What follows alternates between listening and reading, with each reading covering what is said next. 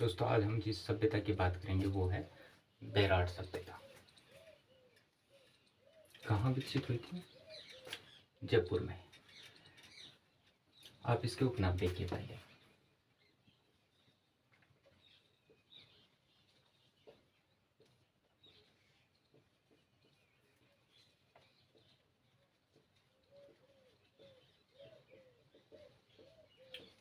प्राचीन युग की चित्रशाला।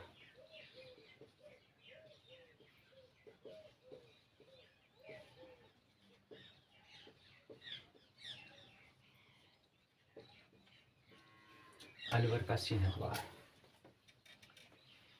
आपसे एग्जाम में क्वेश्चन पूछ ले कि राजस्थान की किस सभ्यता को प्राचीन युग की चित्रशाला या अलवर का सिंहद्वार कहा जाता है? बैराट को।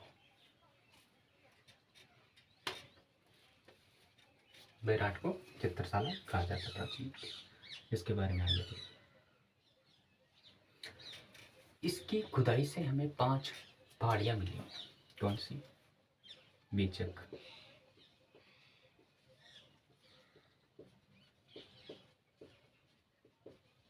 बोमली, महादेव,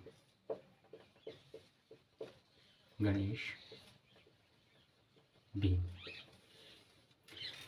बीजक, बोमली, महादेव, गणेश और भीम 5 पहाड़ियां मिली। आपसे एग्जाम में पूछ सकता है कि निम्न में से किस पहाड़ी का संबंध मत्स्य जनपद से नहीं है? इन पहाड़ियों के मध्य एक जनपद विकसित हुआ था। उस जनपद का नाम था मत्स्य जनपद।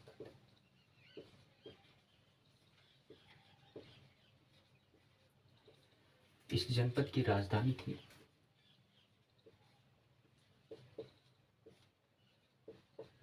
विराटनगर, जिसको आज वर्तमान के अंदर हम क्या बोलते हैं? बैराट। बैराट की जानकारी किससे मिलती है?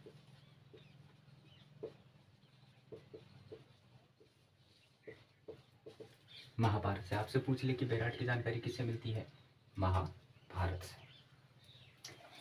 अच्छा, जो बैराट है ना, ये राजस्थान में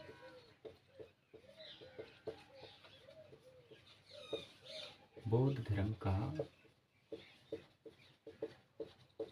सबसे प्राचीन केंद्र है। आपसे पूछ ले कि राजस्थान में बौद्ध धर्म का सबसे प्राचीन केंद्र कौन सा है? बैराट। सर, इसकी खोज किसने की? तारीख थी 1937। करने वाले थे दयाराम साहनी। तो देख लीजिए, बैराट सभ्यता प्राचीन नाम, प्राचीन युग की चित्रशाला, अलवर का सिंहद्वार, 5 पहाड़ियां मिली है, बीचक, बोमली, महादेव, गणेश और भीम। मत्स्य जनपद इनके बीच विकसित हुआ। उसकी राजधानी थी विराट और वर्तमान में बोलते हैं बैराट। जानकारी मिलती है महाभारत के अंदर। राजस्थान में बौद्ध धर्म का सबसे प्राचीन केंद्र। खोज किसने की थी? दयाराम साहनी ने 1937 में।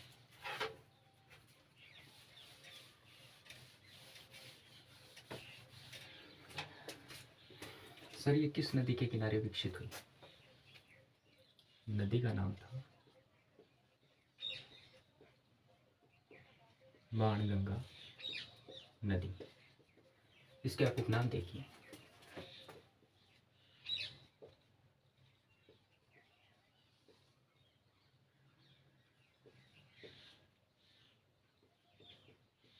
अर्जुन की गंगा, ताला नदी,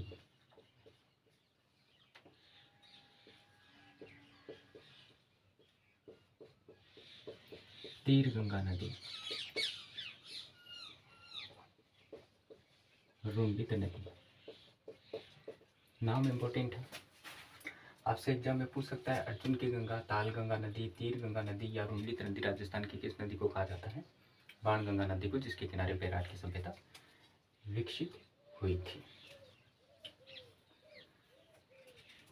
अब हम बात करते हैं, देखिए कि इसके बारे में उत्तरी भारत। उत्तरी भारत का मौर्य वंश का संस्थापक चंद्रगुप्त मौर्य।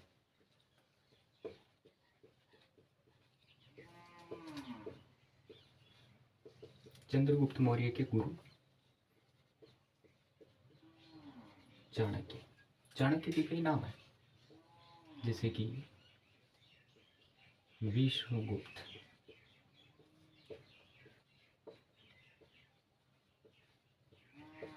कौटिल्य। सर इनका संबंध कैसे है विराट से बताता हूँ, लेकिन इनके पीछे एक छोटी सी स्टोरी है। जब मौर्य वंश पढ़ेंगे तब आपको मैं डिटेल्स में बताऊंगा। चंद्रगुप्त मौर्य ने अपने गुरु चाणक्य की सहायता से विराट पर अधिकार कर लिया था। इसके पीछे की स्टोरी ये है, देखिए कि नंद वंश का अंतिम शासक घनानंद ने चाणक्य को अपने दरबार में बुलाया और वहां पर उसकी इंसल्ट कर दी। तो उन्होंने ये कसम खाई थी कि मैं नंद वंश को ही समाप्त कर दूंगा। तो उसे एक ऐसे व्यक्ति की जरूरत थी जो इंटेलिजेंट हो, सटीक से कठिन परिस्थितियों के अंदर सटीक निर्णय ले सके। चाणक्य एक बार एक गांव से गुजर रहा था, तो चंद्रगुप्त मौर्य उसी गांव के अंदर, जिस गांव में वो रहता था, चंद्रगुप्त मौर्य चमार जाति का था, जो चमड़ा बनाने का काम करते हैं उसके जाति का, एक गेम खेल रहा था, राज किलम खेल। उसी के माध्यम से चाणक्य से इम्प्रेस हो गया था और इसे ट्रेनिंग देके शासक बनाया, और इतना खतरनाक शासक बनाया कि संपूर्ण भारतीय महाद्वीप पर मौर्य साम्राज्य फैला दिया। गुरु की ताकत बहुत बड़ी होती है। आज हम चंद्रयान 3 मिशन के तहत चंद्रमा पर पहुंचे हैं।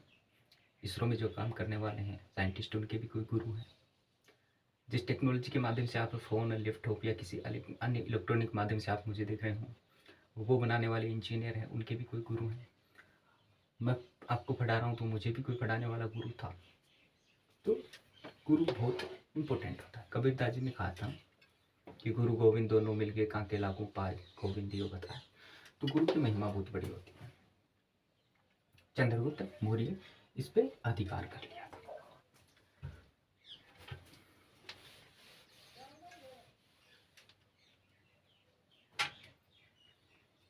अब देखिए यहाँ पर हम बात करेंगे चंद्रगुप्त मौर्य के पोते की भी, यानी सम्राट अशोक की, जो विश्व के महानतम सम्राटों में से एक।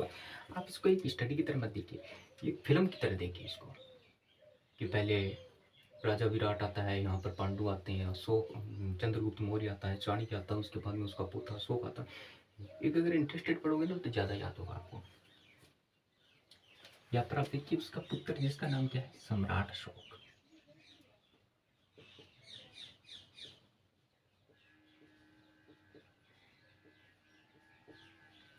सर हम यहाँ सम्राट अशोक की बात क्यों करेंगे?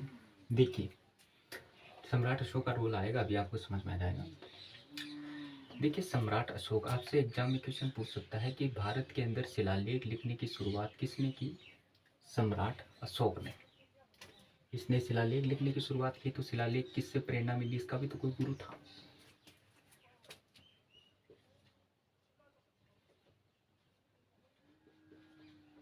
तो ईरान का शासक था दारा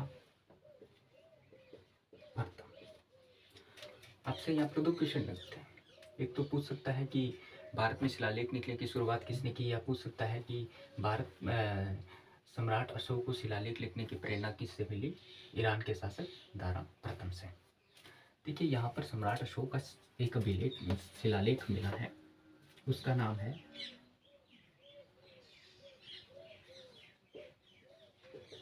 भाब्रू का शिलालेख।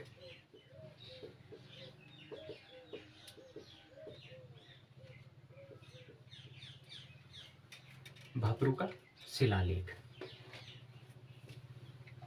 इसको सर किसने खोदा? तारीख थी 1834। Captain but. तो आपसे पूछ सकता है कि सम्राट अशोक का भाब्रू शिलालेख कहाँ से मिला? बेराट से। किसने खोदा? कैप्टन ब्रुक ने 1834 ईस्वी के अंदर। इसकी आपसे लिपि पूछ ली,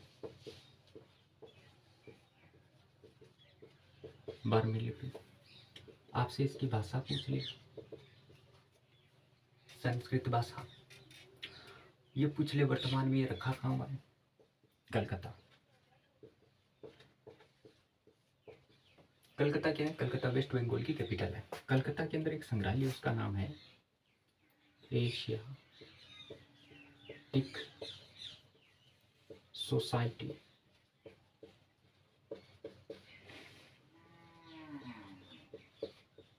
ऑफ बंगाल। कलकत्ता के अंदर एक संग्रहालय है, उसका नाम है एशियाटिक सोसाइटी ऑफ बंगाल। वहां पर ये रखा हुआ है। इसको त्रिरत्न अभिलेख भी बोलते हैं, शिलालेख भी बोलते हैं, क्योंकि इसमें संघ धम्म की तीनों की हुई है। इसमें बुद्ध, संघ और धम्म तीनों की इसमें अभिव्यक्ति हुई है। त्रिरत्न शिलालेख भी बोलते हैं। लिपि इसकी बर्मी है, भाषा इसकी संस्कृत है। 1834 कैप्टन ब्रुक ने खोदा था। भाब्रू इसका नाम है। वर्तमान में Asiatic Society of Bengal Calcutta संग्रहालय के अंदर ये जो है कि वो रखा हुआ है।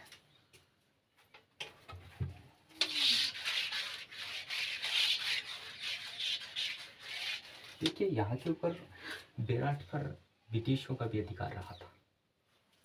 मूल शासक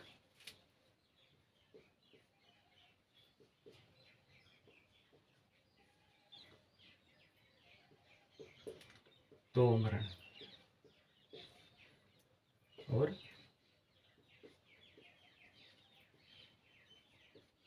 मिहिरकोल, तोमरण, मिहिरकोल, ये हूण शासक। हूण राजकुमारी हरिया देवी, कुमार देवी। दक्षिण भारत के जब चालुक्य पढ़ेंगे तो बहुत सारे लव स्टोरी आएंगे। हालांकि उत्तर भारत में भी आएंगे, दक्षिण भारत में भी आएंगे, तो शानदार तरीके से हम पढ़ेंगे।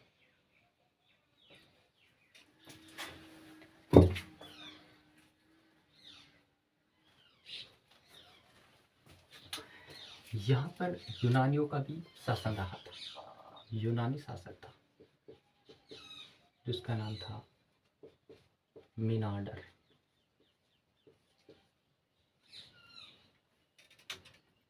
मिनाडर की यहाँ से सूती कपड़े में लपटी हुई मोहरें मिली हैं।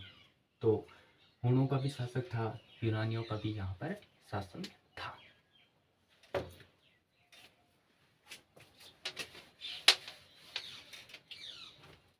समझ में आ रहा है या नहीं आ रहा है? एकदम इजी लैंग्वेज में पढ़ा रहा हूँ। आगे देखिए कि जयपुर के राजा राम सिंह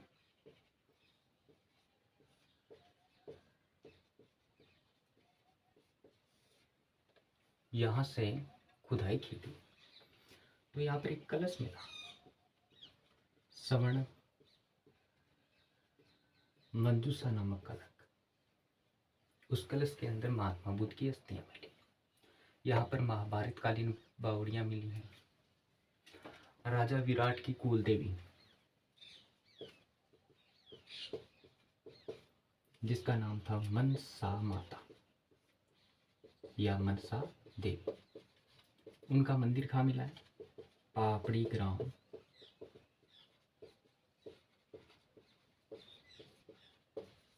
जयपुर के अंदर उनका मंदिर मिला है। यहाँ पर अकबरकालीन ईदगाह के अवशेष मिले हैं। यहाँ पर अकबर ने टकसाल भी बनवाया था, जहाँ पर शाहजहां और जहांगीर के समय तांबे की जो है कि वो स्वर्ण तांबे की मुद्राएं यहाँ पर बनाई जाती थी। बेराट की एक चीनी यात्री हवेन सांग ने यात्रा भी की थी।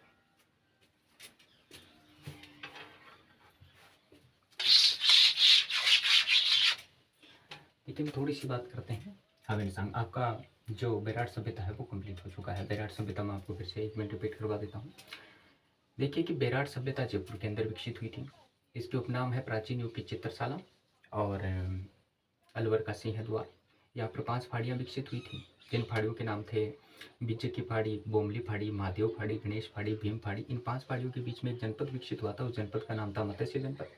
इस मत्स्य जनपद की राजधानी थी विराटनगर, जिसको वर्तमान में हम बोलते हैं बेराट। इसकी जानकारी मिलती है महाभारत काल से, या महाभारत के अंदर इसमें इसकी जानकारी जो है कि वो मिलती है। यहाँ का शासक था राजा विराट। राजा विराट के पास जो पांडु थे, अज्ञातवास में उन्होंने अपना यहाँ पर समय बिताया था। राजस्थान में बौद्ध धर्म का सबसे प्राचीन ये जो है कि वो केंद्र था। यहाँ पर किस नदी के किनारे विकसित हुई थी? बाणगंगा नदी के किनारे विकसित हुई थी। उसके उपनाम क्या थे? अर्जुन की गंगा, बाणगंगा उसका स्वयं नाम है, अर्जुन की गंगा, ताला नदी, रुंडित नदी, तीर गंगा नदी, ये उसके उपनाम है। यहाँ पर सम्राट उत्तरी भारत के शासक चंद्रगुप्त मौर्य अपने गुरु चाणक्य की सहायता से यहाँ पर अधिकार कर लिया था। फिर उसका पोता अशोक का यहाँ पर भाब्रू शिलालेख मिला 1834 में। कैप्टन ब्रुक ने वो खोजा था। इसकी लिपि बर्मी है, भाषा संस्कृत है, त्रिरत्न शिलालेख बोलते हैं। वर्तमान में कलकत्ता के एशियाटिक सोसाइटी ऑफ बंगाल के अंदर ये रखा हुआ है। यहाँ को ऊपर हुनों का भी शासन था, तोरमान और मिहिर कुल का। यहाँ पर यूनानी शासक मिनेटर का भी यहाँ पर अधिकार था। यहाँ पर ईदकालीन अकबरकालीन ईदगाह मिली है। अकबर ने यहाँ पर टकसाल लगाई थी तांबे की मुद्रा बनाने के लिए। यहाँ पर महाभारत कालीन बावड़ियाँ वगैरह यहाँ पर मिली हैं। हमने चाणक्य बीच में आया था, चाणक्य की बात करें। चाणक्य कौन था? देखिए, चाणक्य विष्णुगुप्त कौटिल्य की व्यक्ति, इसके नाम अलग अलग हैं। ये पाकिस्तान का निवासी था और इसकी जो पुस्तक है उस पुस्तक का नाम है अर्थशास्त्र। 5 भागों के अंदर बटी हुई है। भाषा कौन सी है? संस्कृत है। मुख्य विषय क्या है? राजनीति है। अब हम बात करते हैं थोड़ी सी हवनसांग के बारे में। जब हर्षवर्धन पढ़ेंगे तो उसके अंदर हम पढ़ेंगे वर्धन वंश के अंदर हवनसांग ज़्यादा। लेकिन आप देखिए कि हवेनसांग का सर जन्म कहाँ हुआ था? जन्म हुआ था चाइना के अंदर। चाइना में एक प्रांत पड़ता है, उस प्रांत का नाम है लेलिन प्रांत। भूलना नहीं है, मैंने आपको बताया था 20 मार्च 1782 को लिंगटन प्रांत इंग्लैंड के अंदर कर्नल जेम्स टोड का जन्म हुआ था। याद रखना सब कुछ। इनका जन्म हुआ था वहां पर 629 ईस्वी के अंदर। हर्षवर्धन के शासन काल में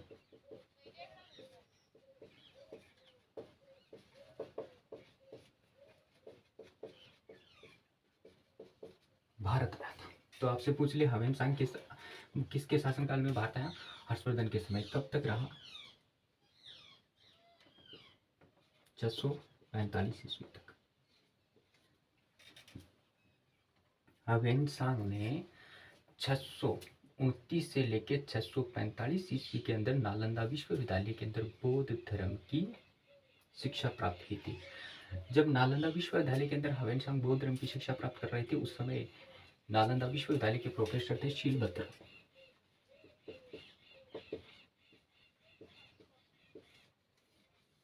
शीलभद्र।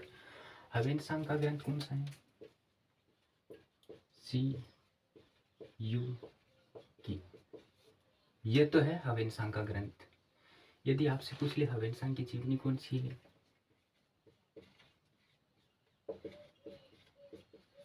हुईली। हवेनसांग का ग्रंथ सियोकी, हवेनसांग की जो जीवनी है वो है हुईली। देखिए, हवेनसांग ने दूध की यात्रा की थी 2 जगह की। एक तो बीनमाल।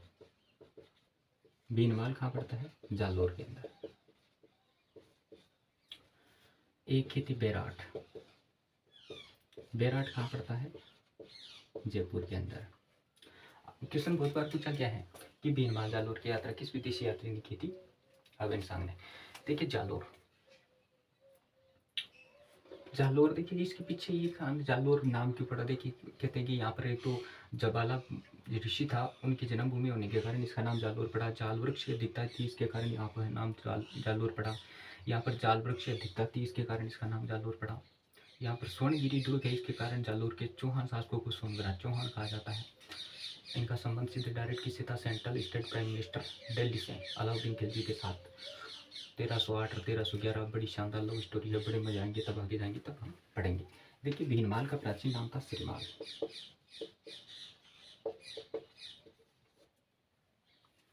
बेराट की हवेनसांग ने भेल और भेड़ प्रसिद्ध बताए हैं। यह आपकी बेराट सभ्यता कंप्लीट है।